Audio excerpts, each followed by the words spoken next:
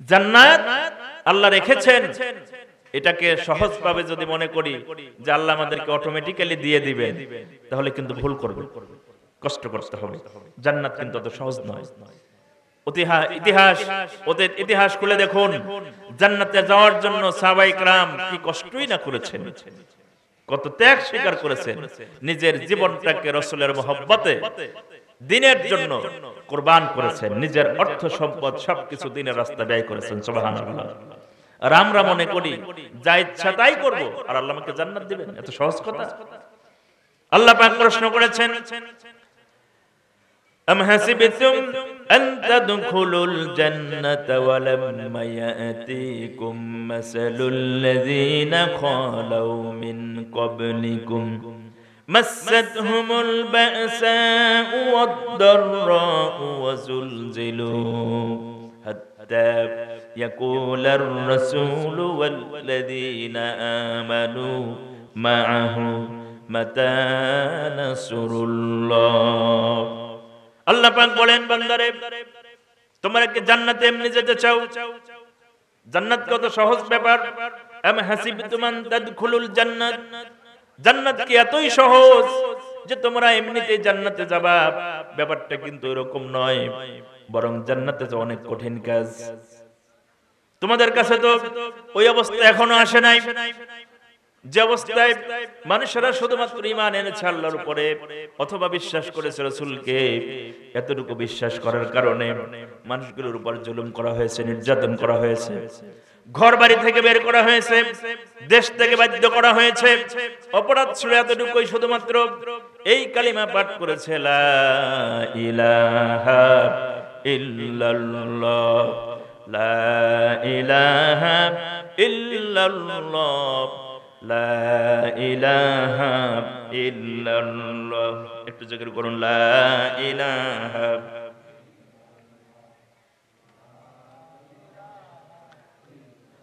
জোরে লা ইলাহা ইল্লাল্লাহ, লা ইলাহা ইল্লাল্লাহ মুহাম্মাদুর রাসূলুল্লাহ। শুধুমাত্র এই কথাটা স্বীকার করেছে। আরবি ভাষায় আমরা উচ্চারণ করি প্রত্যেকটা মুহূর্তে, আমাদের থেকে আঘাত করে না, কিন্তু আরবের লোকেরা আরবি বুঝতো, এর অর্থ বুঝতো। বুঝার কারণে যারা এই রাসূলের হাতে এই কালেমা পাঠ করে মুসলমান হয়েছে তাদের উপর অমানসিক নির্যাতন চালানো হয়েছে। কথা ঠিক কিনা?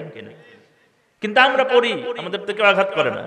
এর কারণ কি? কারণ হচ্ছে আমাদের পড়া বাস্তবে পড়া নাই। কালেমার মধ্যে কি আছে আমরা বুঝতে পারি না, কিন্তু এটার যখন বাংলা ব্যাখ্যা আমরা করতে যাই সমস্যা তখন আসে। তো বিষয় হচ্ছে যে কালিমা আমরা পড়েছি, আমরা পাঠ করি, আমরা যাব কোথায়? আল্লাহর জান্নাতে। কিন্তু জান্নাত আল্লাহ বলেছেন অত সহজ নয়, এর রাস্তাটা অনেক কঠিন। সেই অবস্থা তোমাদের কাছে এখনো আসে নাই যা পূর্বে তোমাদের জন্য হয়েছিল। কি অবস্থা হয়েছিল?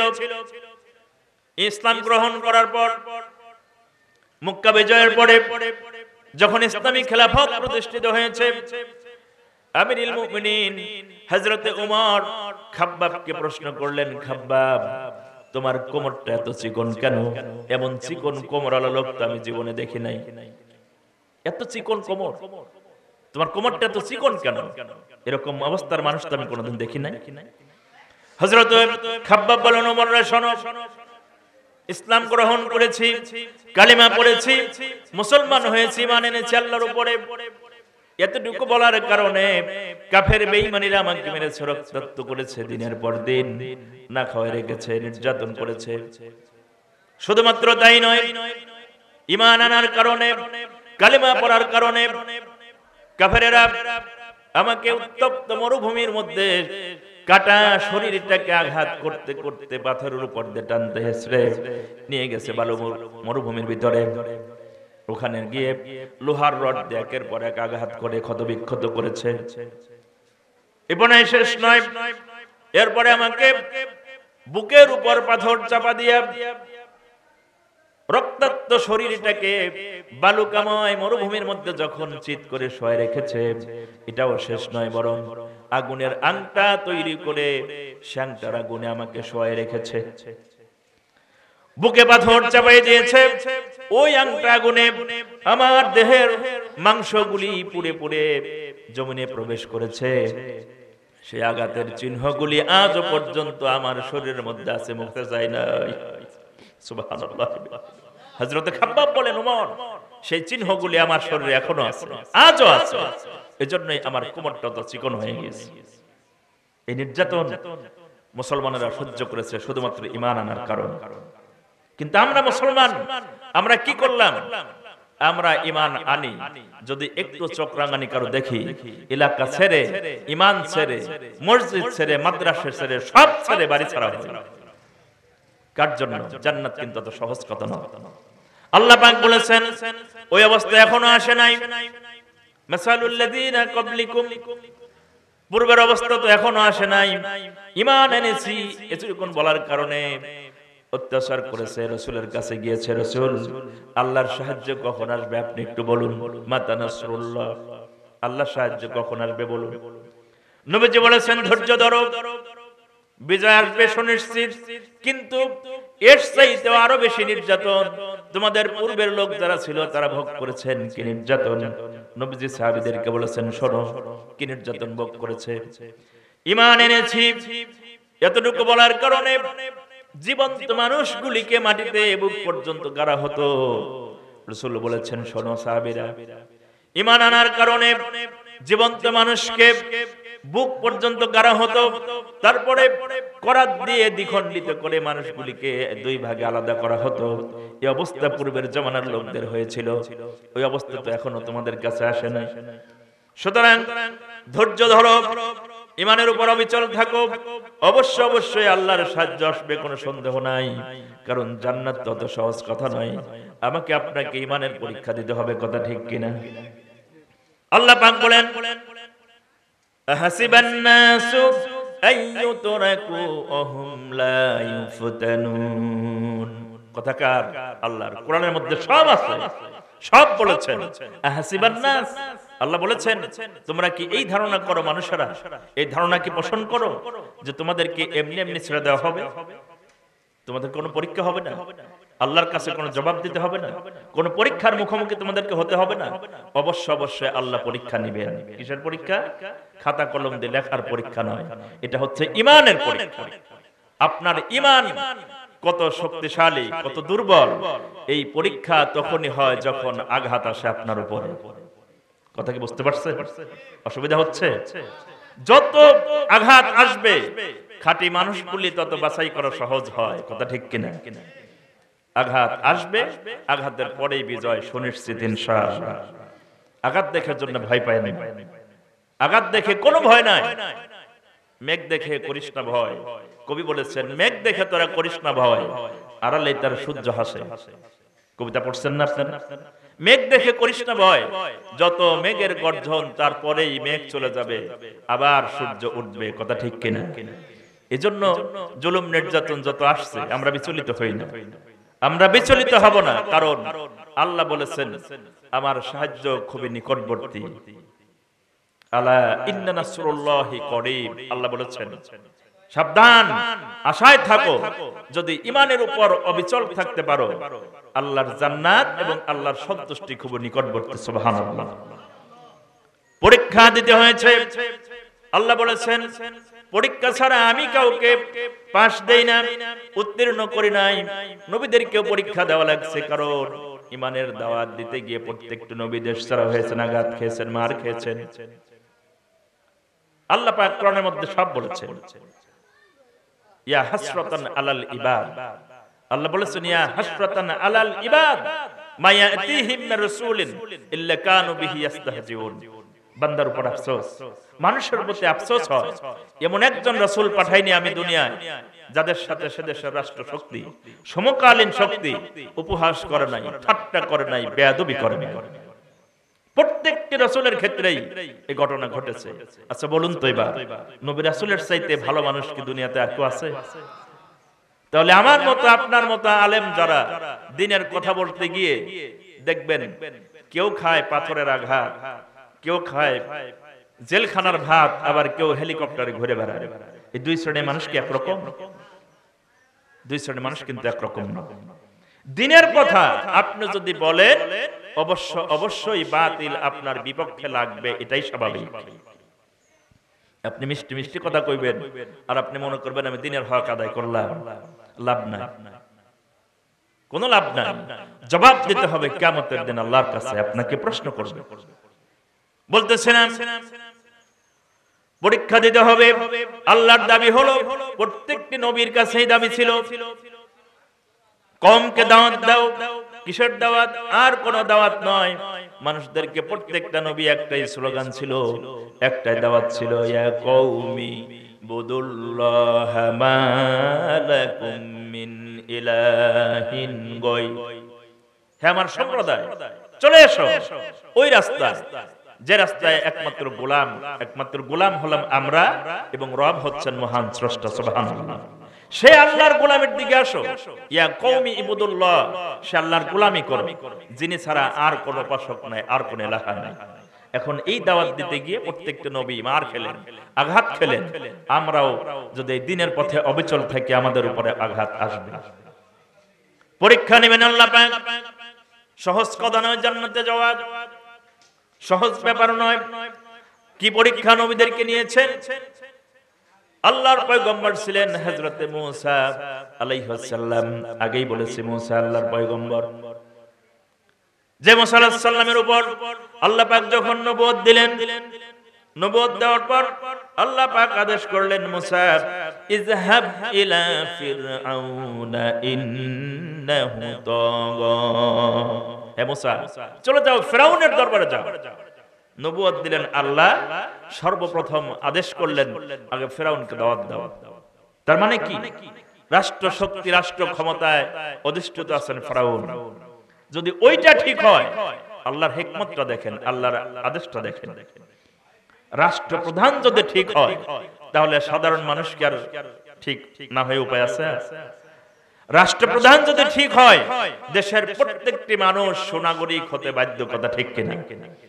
এজন্যই আল্লাহ পাক মূসা আলাইহিস সালামকে নবুয়ত দেওয়ার পর সর্বপ্রথম আদেশ করেছেন, ইযহাব ইলা ফিরআউন, আগে চলে যাও ফিরআউনের দরবারে। ইন্নাহু তাগা, সে হচ্ছে খোদাদ্রোহী, পথভ্রষ্ট, তার কাছে যাও। মূসা আলাইহিস সালাম দাওয়াত দিলেন, ফিরআউনের দরবারে চলে গেলেন। এটা কি সহজ কথা ছিল? একজন রাষ্ট্রপ্রধান, সে নিজেই নিজেকে দাবি করেছে, আনা রাব্বুকুমুল আলা, আমি তোমাদের প্রতিপালক, আমি তোমাদের প্রভু। কিন্তু এই ব্যক্তির সামনে যদি আবার অন্য কোন রবের, অন্য কোন প্রভুর দাওয়াত দেওয়া হয়, সে কি মেনে নিবে? সহজে সে মেনে নিবে না। মূসা আলাইহিস সালাম যখন দাওয়াত দিলেন, মূসা আলাইহিস সালামের পিছনে লেগে গেল।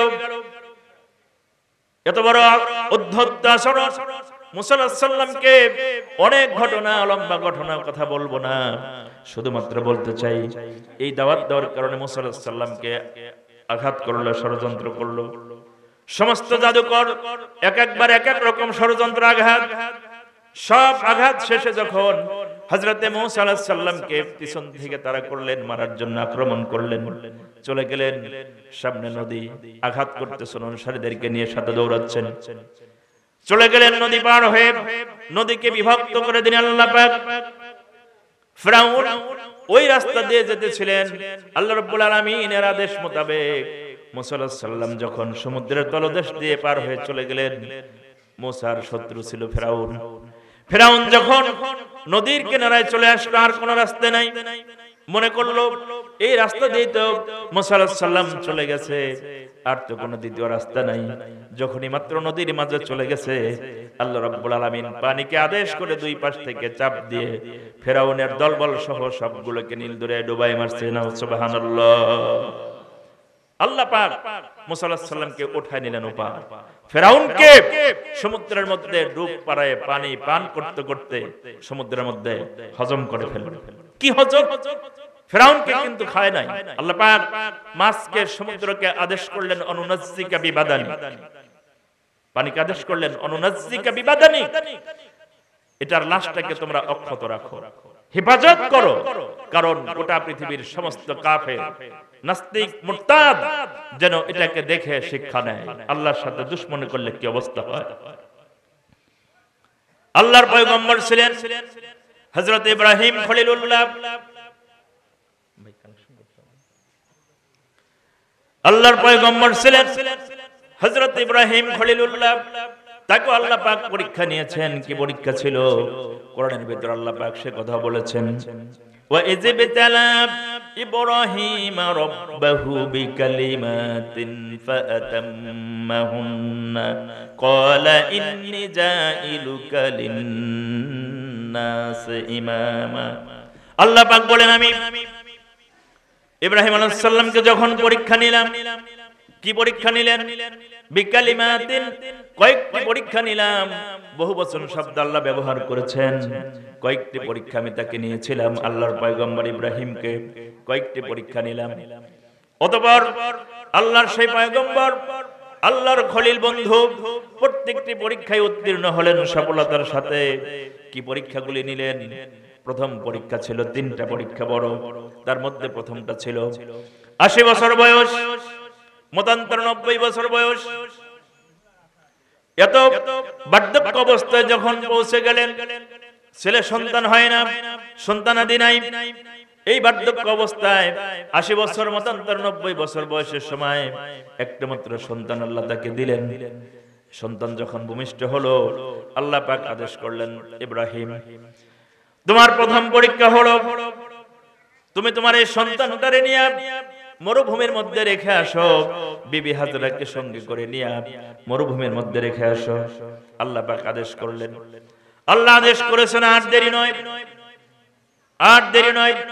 হযরতে ইব্রাহিম আলাইহিস সালাম শিশুপুত্রকে সঙ্গে নিয়ে, বিবি হাজরাকে সঙ্গে নিয়ে চলে গেলেন মরুভূমির ভিতরে।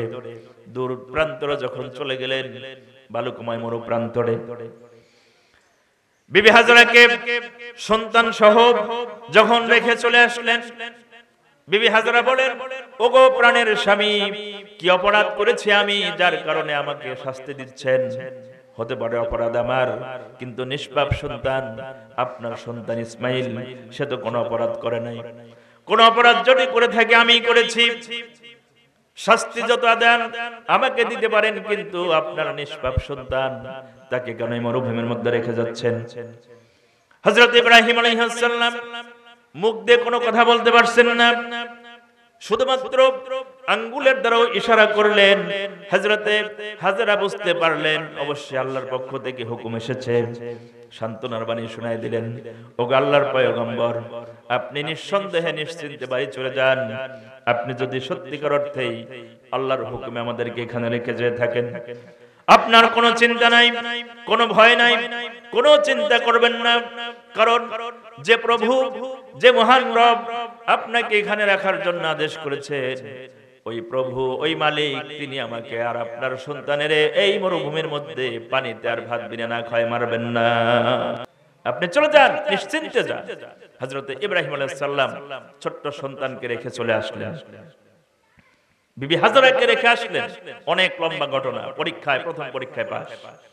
বিচলিত হলেন না, ধৈর্য হারা হন নাই। আল্লাহ আদেশ করেছেন, যদি এরকম আদেশ আমাকে আপনাকে করে, আমার তো ঈমান আছে যে আপনার সন্তানকে, স্ত্রীকে নিয়ে রেখে আসেন অমুক এলাকায়, আপনি রাখবেন। আল্লাহ আদেশ করেছেন, আর দেরি নাই, চলে গিয়েছেন। দ্বিতীয় পরীক্ষা, এই শিশু সন্তান যখন ফালাম্মা বালাগা মাআহুস সাইয়া, এতটুকুন বয়স প্রাপ্ত হলো, 7 বছর মতান্তরে 13 বছর বয়সে পৌঁছে গেল, আল্লাহ পাক আদেশ করলেন, মানে হাঁটাফেরা চলাফেরা করার মতো বয়স যখন হলো, আল্লাহ পাক আদেশ করলেন, ইব্রাহিম, তুমি তোমার এই সন্তানটারে স্বপ্নের মধ্যে দেখালেন। স্বপ্নের মধ্যে দেখালেন, সরাসরি আদেশ নাই। আল্লাহ পাকের নবী হযরত ইব্রাহিম আলাইহিস সালাম স্বপ্নে দেখতেছেন, আন্নী আসবাহুকা, আমি যেন আমার সন্তানকে, প্রিয় বস্তুটাকে জবাহ করছি। সুবহানাল্লাহ। স্বপ্নে দেখলেন, আমি নিজ হাতে আমার সন্তানকে, প্রিয় বস্তুটাকে, আল্লাহ বলেছেন তোমার প্রিয় বস্তুটা আল্লাহর রাস্তায় কুরবানি করো। স্বপ্নের মধ্যে দেখালেন। ইব্রাহিম আলাইহিস সালাম অনেক হিসাব নিকাশ করে চিন্তা করলেন, এই মুহূর্তে আমার কাছে সবচেয়ে প্রিয় সম্পদ একটাই, যেহেতু 80 বছর 90 বছর বয়সে একটা সন্তান আসছে, সন্তানটা বড় হয়ে গেছে, এর চেয়ে দামি কোনো সম্পদ আমার কাছে আর নাই। সুতরাং আল্লাহ তো নিশ্চয়ই এই সন্তানটাকে কুরবান করার জন্য বলেছেন। সন্তানকে প্রস্তাব দিলেন, খেতে বসেছেন, বিবি হাজারা সন্তান হযরত ইব্রাহিম আলাইহিস সালাম প্রস্তাব দিলেন, কি সুন্দর দেখেন। বলতেছেন, বাবা আমি তো স্বপ্নের মধ্যে দেখেছি আন্নী আসবাহুকা, আমি তোমাকে জবাহ করছি নিজের হাতে। একজন পয়গম্বর, আর যাকে জবাহ করছেন ওই সন্তানটাকে আল্লাহ তাআলা পয়গম্বর হিসেবে কবুল করেছেন। সুবহানাল্লাহ। দুই পয়গম্বর, আল্লাহর কি পরীক্ষা! বাপ যেরকম কথা বললেন, সন্তান তার জবাব দিলেন। আপনি যা দেখেছেন আপনার আল্লাহ পাকের সে আদেশ আপনি বাস্তবায়ন করুন। সুবহানাল্লাহ। আমি প্রস্তুত আছি, আপনি বাস্তবায়ন করুন, আপনি বাস্তবায়ন করুন। হযরত ইসমাঈল আলাইহিস সালাম বললেন, আপনি কাজ আরম্ভ করে দিন, নিশ্চয়ই আমাকে ধৈর্যশীলদের মধ্যে আপনি পাবেন। সুবহানাল্লাহি বিহামদিহি। হযরত ইব্রাহিম আলাইহিস সালাম বিবি হাজারাকে আদেশ করলেন, সন্তানটারে সাজায় দাও। অনেক লম্বা ঘটনা। চলে গেলেন, ওই সন্তানকে নিয়ে যখন জবাহ করবেন, কুরবান করবেন, ছুরি চালাবেন, এমন অবস্থায় ছুরি চালাবেন, ইব্রাহিম আলাইহিস সালাম ছুরি চালানোর প্রস্তুতি নিলেন। পুত্র ইসমাইল বললেন, বাবা ছুরি চালাবেন, কিন্তু আমার একটা অনুরোধ, মেহেরবানি করে জবাহ করার আগে আমাকে একটু হাত পা বেঁধে নিন। হযরত ইব্রাহিম আলাইহিস সালাম জবাহ করার পূর্বে হাত পা বেঁধে নিলেন, জবাহ করবেন, ছুরি চালাবেন। এরপরে আবার কিছুক্ষণ পর ছুরি চালাবেন, আবার বলতেছে, বাবা আমার একটা অনুরোধ। বলে কি? জবাহ করার আগে মেহেরবানি করে আপনি আমার হাত পাটা খুলে দিন। ইব্রাহিম আলাইহিস সালাম বিচলিত হলেন, একটু মাত্র বিতস্ততা বোধ করলেন, প্রশ্ন করলেন, বাবা তুমি কি জবাহ রাজি নও? একবার বলো হাত পা বেঁধে নিন, আরেকবার বলো ছেড়ে দিন, এরকম বারবার করছে, কারণটা কি বলো? তুমি কি জবাহ রাজি নও? হযরত ইসমাঈল আলাইহিস সালাম বললেন, রব্বুল আলামিন, ও আমার বাবা, অবশ্যই আমি তো জবাহ রাজি আছি, তাহলে এরকম করো কেন? বলতেছে, প্রথমে তো হাত পা বাঁধতে বলেছিলাম এই জন্য, তুমি যখন জবাহ করবা, ছুরি চালাইবা, আমার কাটা দেহটা ছটফট করে তোমার শরীরে আঘাত লাগবে, তোমার সঙ্গে বেয়াদবি হবে, এই চিন্তা করে প্রথমে আমি হাত পা বাঁধতে বলেছিলাম, আর এখন আমি হাত পা খুলে দিতে বলছি, এই জন্যই যাতে করে কিয়ামতের দিন আল্লাহ পাক এই প্রশ্নের মুখোমুখি না করেন যে তুমি তোমার পুত্র ইসমাঈল আলাইহিস সালাম জবাহে রাজি ছিল না, তুমি জোর করে ধরে হাত পা বেঁধে জোর করে ধরে কুরবানি করেছো, এই প্রশ্ন যেন না করতে পারে, এজন্যই আপনাকে আমি হাত পা খুলে দিতে বলেছি। সুবহানাল্লাহ। কি ঈমান ছিল, কি আকীদা ছিল, কোনো সন্দেহ নাই, কোনো প্রশ্ন নাই।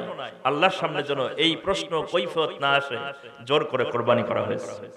আল্লাহ পাক বললেন, এই পরীক্ষায় তুমি পাস। সুবহানাল্লাহ। এই পরীক্ষায় পাস। আল্লাহ পাক জান্নাত থেকে একটা দুম্বা পাঠিয়ে দিলেন, কুরবানি হয়ে গেল। লম্বাইতে উদ্দেশ্য ওটা নয়, বলতেছিলাম তৃতীয় পরীক্ষা আরো কঠিন। আল্লাহ পাক নবুয়ত যখন দিলেন, হযরত ইব্রাহিম আলাইহিস সালামকে পাঠালেন, নমরুদের দরবারে গিয়ে দাওয়াত দাও। কি দাওয়াত? লা ইলাহা ইল্লাল্লাহ, ইব্রাহিম খলিলুল্লাহ। এই দাওয়াত যখন দিল, নমরুদ খেপে গেল। তার সমস্ত সৈন্য সামন্ত নিয়ে, রাজ পরিবারের সকলকে, মন্ত্রী পরিষদ নিয়ে বৈঠক করে হযরত ইব্রাহিম আলাইহিস সালামকে আগুনে পোড়ায় ফেলবে, মারবে, এই সিদ্ধান্ত নিয়ে ফেললো।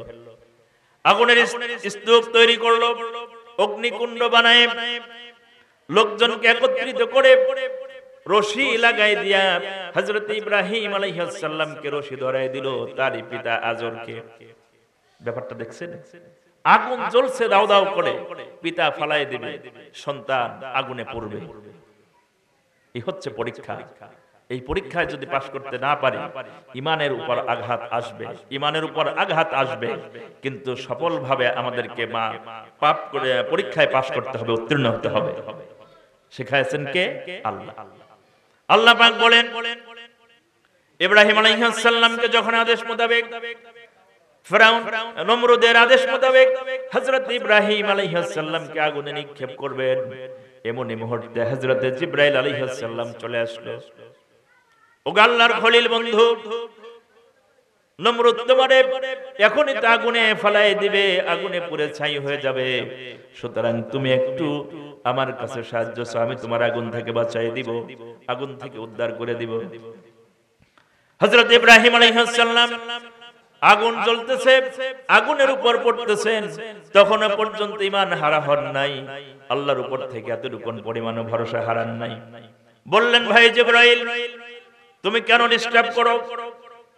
আমি তো এমন কোন অন্ধ খোদার ইবাদত করি না যেই খোদা তার বান্দার দুঃখ দুর্দশা নিজের চোখে দেখতে পায় না। সুবহানাল্লাহ বিহামদি। আমি তো এমন কারো ইবাদত করি না, এমন কারো গোলামি করি না। আমি আগুনে পূর্ব আমার স্রষ্টা আমাকে দেখবেন না, আমার রব আমাকে দেখবেন না। তার বিশ্বাস কি? আমি যত কষ্টেই থাকি, যেখানেই থাকি, আমি যদি গোলাম হই তার, অবশ্যই তিনি আমাকে সাহায্য করবেন। সুবহানাল্লাহ। এই বিশ্বাস আছে না আমাদের? মুসলমান ইমানদার ব্যক্তি, আল্লাহর বান্দা বিপদে পড়বে, আল্লাহ সাহায্য করবে না, এটা তো হতে পারে না। অবশ্যই আল্লাহ সাহায্য করবে, কিন্তু করে না কেন? করে না এই জন্য আমাদের ঈমান পরিপূর্ণ ঠিক এখনো হয় নাই। আমরা ঈমান এনেছি, মাথায় টুপি আছে, দাড়ি আছে, জুব্বা আছে, সব আছে, কিন্তু ঈমান এখনো বিশুদ্ধ হয় নাই। প্রকৃত ঈমান আনতে হলে অনেক লম্বা কথা বলার সময় নাই। যে কথা বলতেছিলাম, ইব্রাহিম আলাইহিস সালাম আগুনে পড়লেন, নিক্ষেপ করলো আগুন। আল্লাহ পাক আগুনকে নোটিশ করে দিলেন। কবি কত সুন্দর করে বলেছে না, কে লুৎফে খেশেরা ইজহারে কর, আকে লুৎফে খেশেরা ইজহারে কর, বা খলিল আসনারেরা গুলজারে কর। সেই প্রভু নিজ কৃপা করিল প্রকাশ, অনলে উদ্যান পেল খলিল বিকাশ। আল্লাহ পাক আগুনকে নোটিশ জারি করে দিলেন, ইয়ানারু কুনি বারদাও ওয়া সালামান আলা ইব্রাহিম। হে আগুন, তুমি ইব্রাহিমের জন্য শান্তিদায়ক ঠান্ডা হও। সুবহানাল্লাহ বিহামদি। বারদাও ওয়া সালামান, আগে বলেছেন বারদান ঠান্ডা হও, তারপরে এমন ঠান্ডা হও না যাতে করে আমার বন্ধুর কষ্ট হবে। সুবহানাল্লাহ। এমন ঠান্ডা হও না যাতে বরফের মতো ঠান্ডা হয়, মানুষ থাকতে পারবে না, কষ্ট হয়। শান্তিদায়ক ঠান্ডা হও। বারদান শব্দের সাথে সাথে আল্লাহ তাআলা সালামান শব্দ ব্যবহার করেছেন। শান্তিদায়ক ঠান্ডা হও। আগুনে নিক্ষেপ করলো, আগুনে পুড়ে আগুনের মধ্যে নিক্ষিপ্ত হয়ে হযরত ইব্রাহিম আলাইহিস সালাম হাসতেছেন ফুলের বাগানের মধ্যে। সুবহানাল্লাহ। নমরুদ আশ্চর্য হলো, এত বিশাল আগুন ইব্রাহিম কেন পড়ে না, এখনো পর্যন্ত পোড়াইতে পারেন? আগুনকে ডেকে বলে, আগুন তুই কি তোর ধৈর্য শক্তি হারাই ফেলেছিস? তোর কি ক্ষমতা নাই? ইব্রাহিমকে পোড়াতে পারিস না কেন? আল্লাহ রাব্বুল আলামিনের কাছে আগুন আরজ করলো, রব্বুল আলামিন আমাকে একটু জবানটা খুলে দাও, তোমার দুশমনের সাথে আমি দুটো কথা বলি। আল্লাহ পাক আগুনকে কথা বলার শক্তি দিলেন।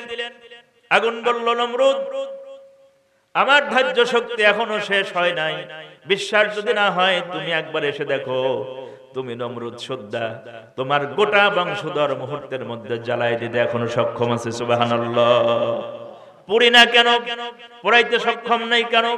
যে রব্বুল আলামিন আমাকে সৃষ্টি করেছেন, ওই মহান প্রভুর পক্ষ থেকে আমাকে নোটিশ দেওয়া হয়েছে আমি যেন ইব্রাহিমের একটা পশম পর্যন্ত পোড়াতে না পারি। সুবহানাল্লাহ। এই হচ্ছে পরীক্ষা। পরীক্ষায় পাস। আল্লাহ বললেন, ইব্রাহিম তোমার এই পরীক্ষায় পাস হয়ে গেল। সুবহানাল্লাহ। পরীক্ষায় যখন পাস হলো, আল্লাহ পাক বলেন, ইন্নী জাইলুকা লিন-নাসি ইমামা, আমি তোমাকে গোটা মানব গোষ্ঠীর জন্য নেতা বানায় দেব। সুবহানাল্লাহ। কি নেতা?